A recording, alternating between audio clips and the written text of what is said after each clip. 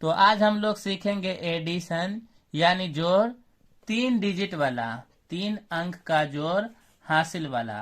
तो चलिए शुरू करते हैं। देखिए यहाँ पे 2 में 8 जोड़ना है।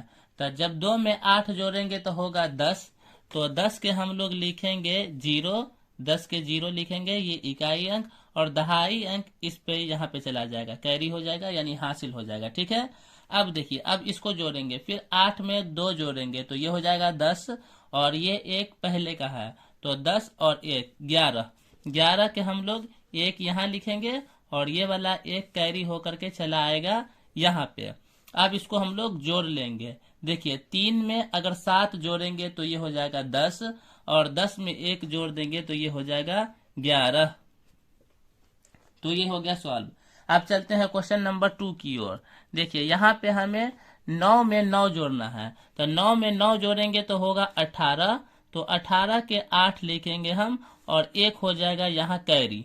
ठीक है। फिर उसके बाद हम लोग 2 में 2 जोड़ेंगे तो ये हो जाएगा 4, और 4 में 1 जोड़ेंगे तो ये हो गया 5। अब इस बार कैरी नहीं हुआ है, ठीक है, क्योंकि 5 ही आया था, जो कि पूरा कंप्लीट हम लोग यहाँ पे लिख चुके हैं।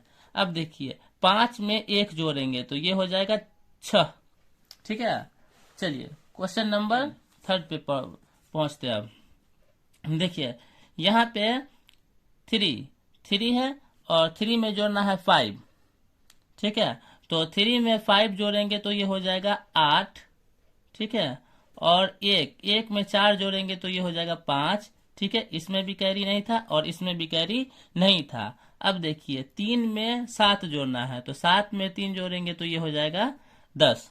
ठीक है। नेक्स्ट क्वेश्चन पे चलते हैं। अब यहाँ पे 5 में जोड़ना है 9। जब 5 में 9 जोड़ेंगे तो ये हो जाएगा 14। 14 के हम लोग 4 लिखेंगे, और 1 को कर देंगे यहाँ हासिल।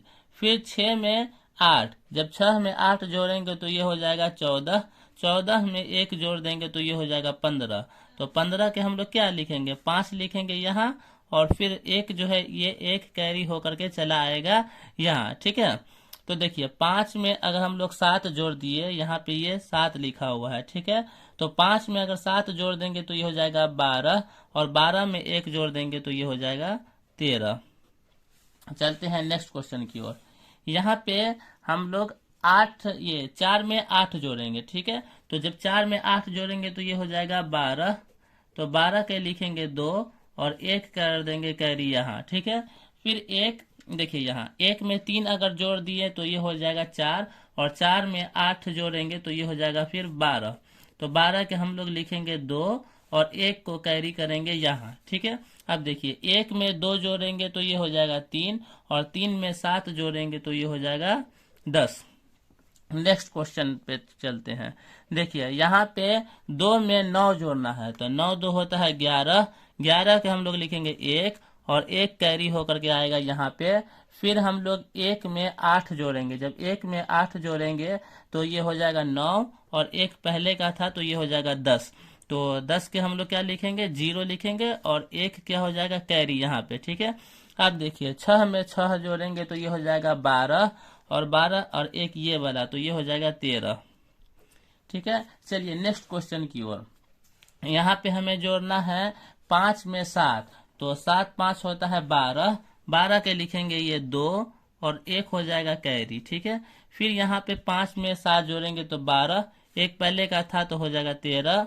13 के हम लोग लिखेंगे यहाँ पे 3, और 1 हो जाएगा यहाँ पे कैरी। ठीक है।